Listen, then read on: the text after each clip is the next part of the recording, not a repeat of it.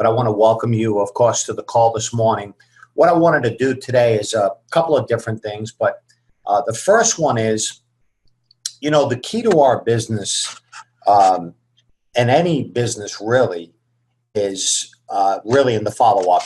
Many of you have heard the fortune is in the follow-up, and I want to give you some numbers to you really just back that up so you really get a good understanding of how important it is to follow up, because a lot of times we're talking to people in this business and maybe they don't see it right away. Maybe they come to a meeting or you do a presentation and they don't get it right away. So how often should you follow up? Okay, so let's talk about that a little bit. So here's some statistics, and these are sales statistics. And understand, recruiting is nothing more than a sales process, right? So whether you're making a sale as far as a transaction for product or you're recruiting, it's the same. 48% never follow up after exposure. And think about that for a second, right? They make that initial call or do a presentation, and then they never follow up. 25% make a second contact and then stop. 12% make 3 contacts. Only 10% make more than 3 contacts. Now, what's the significance of that? Well, only 2% of the people actually buy on the first contact.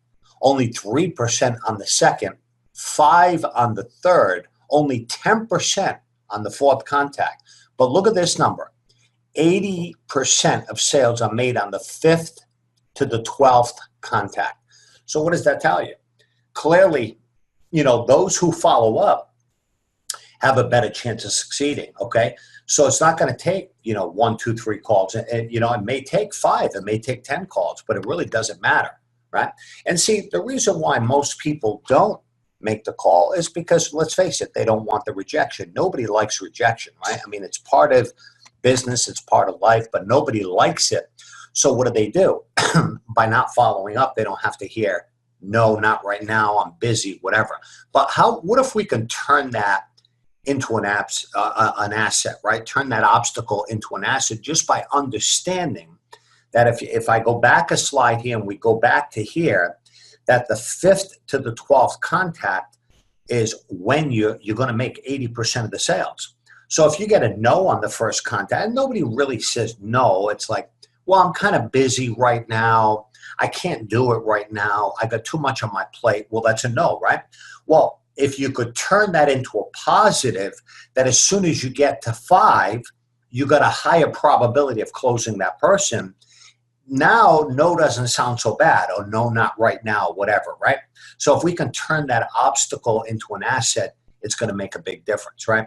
So you wouldn't think one simple word with 2 tiny letters could have the power to keep countless individuals and organizations from realizing their goals and dreams, but they do, and day after day, year after year. So when I talk about this here, I don't want you to just think about this for yourself. I want you to understand, as we're bringing new people into this business, especially if they're not accustomed to it, or even if they were, it really doesn't make a difference. It's how do we turn the obstacle into an asset so we can help them, right?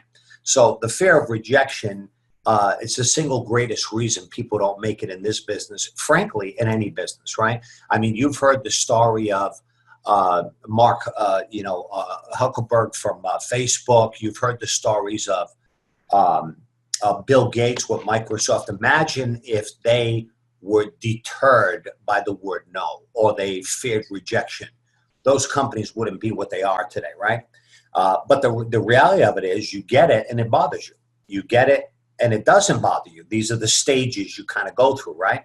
You get it and you turn it to your advantage, and then you get it and you have fun with it. So at first, obviously it's awkward, right? If you've never done it before, if you've never heard someone say no, especially when you look at what we have in terms of living benefits or our opportunity. In your mind, of course, you say, well, how could anybody say no to this? And I completely agree with you, right? I don't know how anybody would say no to living benefits, but you have to shrug that off, right? You have to turn it to your advantage and realize that it's not if, it's when. It's only a matter of time, especially in the recruiting process, where people will have that timing where it's right for them, right? So you got to keep going. So if you're not rejected at least 3 times a week, you're not really trying. Well, what if we said 3 times a day, right? So what if you call people every day and it's, well, not right now. So if you make sure you get at least 3 a day, you're going to get closer and closer to where you want to be. Now, I'm not saying that go out there and get yourself beat up. What I'm obviously saying is the fortune is in the follow-up. And if you'll continue to follow up with people properly, we could talk about that too, but properly, you're going to get more results over time, okay? In fact, you're going to increase your results 80 times. This one thing can increase your results 80 times. What is it? It's follow-up. Why don't more people follow up? The fear of no or rejection, right? So they don't want to hear, they talk to somebody and maybe you have to, and they said, well, I'm kind of busy right now. I don't know if I got time for this, or I'm kind of interested, but I got to wait a month. I got stuff going on. And in your mind, you're saying, well, do I want to keep hearing that? I just want somebody to say, yes, I want to go forward. Yes, I want to make more money. Yes, I want living benefits. Of course, we all do, right? But see, if you put that in your tickler file or on your phone, set a reminder to call that person in a month, leave yourself a little note there. Well, that's just the second follow-up, right?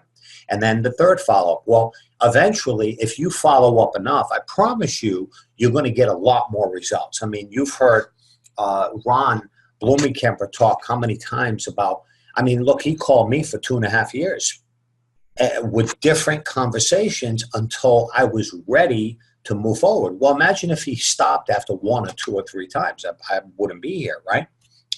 And Bloom wouldn't be what he is if he didn't have that follow-up skill, because he continues to call people back month after month after month until he gets the result he's looking for, right? So he turns it into his advantage. Understand, the top 10% in this business, 48% of people never follow up, right?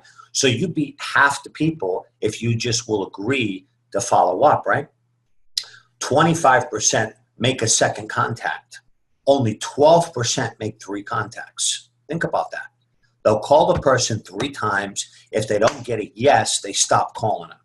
They put them in the not interested file. In reality, if you keep calling, only 10% of salespeople make more than 3 contacts. So you give yourself a significant advantage if you just put that in your agenda to follow up with people, okay? 2% of the sales are made on the first contact. We kind of went through this here. I'll just go right down to the bottom line is 90% of sales are made on the 5th to the 12th contact. So commit to getting 5 to 12 no's. And as I said, nobody really says, no, don't call me anymore. Everybody, because you're always going to leave that door open, right? What they really say is, well, I'm kind of busy. I'm working on something right now. Yeah, I'd love to talk to you. Can you call me in a couple of weeks? Or can you call me the end of the month, right? I do that sometimes myself too. Sometimes people will call me about something, and I may have a little bit of interest, but not right now. So I'll tell them, call me in a month. And I've had people call me 5, 6, 7 times until I finally maybe sat down or listened to what they had to say. So my point is, it's real important that you commit to doing that. And you always leave the door open. So if I'm talking to somebody and they're saying, well, I'm kind of busy right now. I'm not sure if that's something I want to do. Let's say you've made a presentation to them and they say, well, I'm not sure if that's something I want to do. I said, look, I understand, timing's not right for you right now, Bill or Mary. Would it be okay if I just follow up with you periodically? Because sometimes timing changes. And most times, I've never heard somebody say, no, don't call me anymore. Everybody always says, sure, that'd be fine. Great. And then I hang up with them. I put a reminder in my phone to call them in a month or call them in a few weeks or whatever, and I stay in touch, right? Because you never know when that person's going to come on board. So when you look at the top 10%, 92% of all salespeople give up without hearing a 5th no from a customer.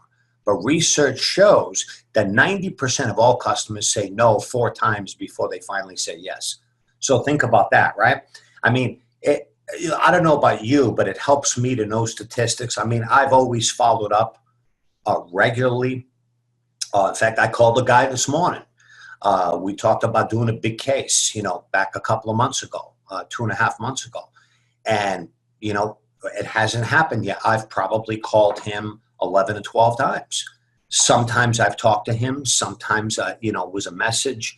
But I'm going to continue to follow up until he actually says no, if he's going to say no. But chances are he's going to come around. So if you commit to this, you're going to find that you're going to succeed a lot more. So we begin to succeed when we learn how to fail. Now, most people judge things as success or fail, right? We all love the sound of the word yes. It's so positive, so empowering. And then there is no, which is just the opposite, right? It's negative, draining. But what if no could actually be the most empowering word in the world? Let's talk about it. We begin to succeed when we learn how to fail. When we were kids, we didn't stop at all when we heard no. We laughed at it. We shrugged it off, right? Somewhere along our lives, we lost this natural sense of tenacity. See, as a kid, you don't really worry about that, right? I mean, those of us who have kids or have raised kids, you know what I'm talking about. They're relentless. But then as we get older, what happens, right? We lose that tenacity. We lose that motivation to keep wanting and asking for what we want. So what if as of today, the word no actually started to empower us and even begin having fun with it? So here's a model, and I think a picture's worth 1,000 words, right? Here's the common approach. That's you in the middle there. And a lot of times we view things as success or failure, right? I succeeded in my approach, or I failed in my approach. Well, I want you to have a different, like a paradigm shift as to the way you see this, and look at this approach. Is you on the left, you fail your way to success. Now, you've heard that before, but think about this here. If you're in the gym and you're trying to determine how much weight you can lift, let's say a bench press, well, how do you know what your capacity is until you fail, right? So maybe you push 100 pounds. Well, you pushed 100 pounds. Well, what if you went to 120 and you couldn't do it? Well, you wouldn't know what your maximum is until you push yourself to failure, right? Now, the reality of it is the more you work at it, eventually you're going to hit 150. Eventually you're going to hit 200, right? But the only way you can actually get there is to fail first, right? It's like everything else we do. So this is really a paradigm shift on your thought process. Instead of thinking as you either succeed or fail, think about failing your way to success, right? By continuing to try. Not right now. No, that's what no really means. When somebody says, nah, I'm not sure if this is for me. What they're saying is, I'm not sure if this is for me right now. The timing is not right. Maybe they didn't really hear the message, or they're not able to listen right now. See, a lot of times there's stuff going on in their life, because everybody wants to make more money. We know that. And everybody needs to hear about living benefits. So if they're not hearing that, there's a reason. As far as making money, maybe they're comfortable right now. Maybe their life is moving along just fine. Maybe them and their spouse, if they have one, a significant other, are making enough money, and they don't need to make any changes right now. But see, timing changes, right? Somebody loses their job, something happens, they have an unexpected expense that cost them a lot of money, and now all of a sudden they're behind the 8 ball a little bit, right? So the big question is, how long do you follow up for? Well, our system has always been expose and follow up. It's really not anything different, right? We expose people to the information, and then we follow up on what we expose to them, okay? Not recruiting, prejudge or get people in, be willing to expose to everyone. So the reality of it is, you never know who's really going to have interest in what we do, or who's going to know people who would have interest in what we do. That's why it's real important that, many of you have heard this, busy people get things done. And the reality of it is, if somebody has nothing going on in their life, well, there's probably a reason for that, right? Maybe they're not motivated to do what they have to do. But the person who's busy and has a lot of things going on, they're typically the person you want to bring into this business. But you may not get them just because you mention it to them, right? It may take a little bit of time to engage them in the business. That's why it's important. Again, I reemphasize the two words, follow-up, right? Sifting the dirt to find the ore. Well, you're going to go through people to find, right? In other words, you're not going to just, bring in 3 people and they're going to become all Ron Blumencampers. Now, that could happen, but it's highly unlikely, right? But through the process of talking to a lot of people, you will eventually find people like yourself that want to win, that want to be successful, that will run through walls if they need to be successful, because they don't want to miss out on opportunity. They want something bad enough where they're willing to do whatever it takes to get there, right? And you have to know that your future will happen, right? In other words, in our business, people say, what does that person look like that is successful? I couldn't tell you, because they all look different, right? They're men, they're women, they're old, they're young, they're big, they're small. It doesn't make a difference, right? We don't really know, because nobody has a tag on that shirt that says, look, I'm Bill Gates, I'm going to go all the way. We don't know that, right? All we can do is give everybody the same opportunity. What I can tell you is this here. You have to believe it, just like you believe in a deck of cards of 52 cards that there are 4 aces. You have to believe that there's 4 aces in the deck, right? And I'm sure you do if you've ever looked at a deck of cards. Well, when you flip the first 5 cards and there are no aces, do you stop and say, well, the ace is on here? No, you keep flipping. And maybe on the 8th card, you find an ace. Well, you may flip another 10 cards and then find another one. You may flip 20 more and not find one. But see, there are 4 aces in that deck. So eventually, and it may be the 51st and 2nd card to get the last 2, but there's 4 aces in that deck. So what am I saying? You're going to find people. You have to believe that you're going to find people, just like you believe there are 4 aces in a deck. And once you have that mentality, it's not if, it's when, right? Then it becomes, how fast can I make that happen? Okay? So it's the same thing with flipping the 52 cards. Well, I can do it slowly, 1 card a week, or I can flip all the cards in 5 minutes and find them, right? Well, it's the same thing. And that we talk about sense of urgency there. Why is it important to collapse time frames? Because if you want to make it happen, then why not make it happen fast? If you believe it's going to happen, right? So you got to know, you got to believe in your opportunity, right? So success is 90% failure. 99% failure. That's what Henry Ford said, right? I mean, look, we can go back and I can recite things you've heard in the past about how many times somebody failed before they succeeded. The reality of it is they never looked at it that way. They always looked at succeeding. They never thought about not succeeding, right? I didn't say they didn't think about failure, because they knew they'd make mistakes or fail along the way, but they never, ever believed that they wouldn't succeed. And that's how you have to feel, right? New empowering definition of failure. Repeat after me. I learn from my failures, and each failure takes me 1 step closer to success. Now, folks, if you'll say these things to yourself on a regular basis, like daily, I see failure as an undeniable sign of progress toward a goal. If you continue to say these things out loud, you will continue to believe it, right? It's all, I believe in that. I believe what you think about comes about. I have replaced any fear of rejection with a burning desire to make another call. Now, I know that's not how most people feel, right? So they just hung up with somebody, said, well, I'm kind of busy right now. I don't know if that's really for me. And I know you're not super motivated to pick up the phone again and call somebody else, okay? I understand that yes is the destination, but no is how I'm going to get there. That's a great one, right?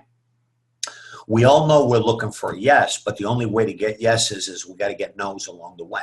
And this just comes down to, look, you can't have law of averages without law of large numbers, right? You can't have law of large numbers without having proper follow-up and recognizing what needs to be done, right?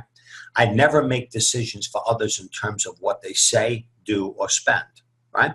So if you repeat these things and if you think about those as ways to progress in this business and get you through those points, because I know everybody, including myself, is obviously not where we want to be yet, right? So how do you get there? How you get there is by really embracing some of these philosophies so that you can get there. Realizing that every setback is a setup for a comeback. That's a good one too, right? So you think, well, geez, I really thought this guy was going to tear it up, and he doesn't. So what does that do? That just again fortifies your resolve to that you're going to win. Okay, and if there's 4 aces in a deck, well, maybe you just flipped a king. You thought it was an ace, but it's a king. So you just keep flipping, right? So I think when you look at this here, and I started talking about the fortune is in the follow-up. It really is, because see, a lot of times we have a list of names, and we started calling people, and many of you right now could go back to so many people in your database and just touch them again. Maybe it's been 6 months since you talked to them. Maybe it's been 90 days. And you just touch on them again. Hey, I just wanted to touch base with you. How are things going? And listen, ask questions. You'll find out that some people maybe aren't so satisfied where they are. Things changed in their life, and that door may be open a little bit for you to, talk to them again. And many of you who've heard me in the past, look, I don't like the word no, and I've never actually gotten a no. Like I said, not right now, I'm kind of busy, but I always leave the door open. I always use third party. I always talk in terms of, for instance, how you say, hey, Brett, look, I know what I'm doing. It may not be for you right now, but I'd like to sit down with you and talk to you for, 10, 15 minutes and see if you know somebody who's interested in making some extra money. So can we have a cup of coffee either today or tomorrow, say? So I use third party. I never look at them. I always use third party, and I've done that for years because it's easier, I believe, to set an appointment or set a time to meet somebody if you don't put pressure on them to determine that they're interested and that's why they want to sit with you, right? So anyhow, hopefully that helped you this morning.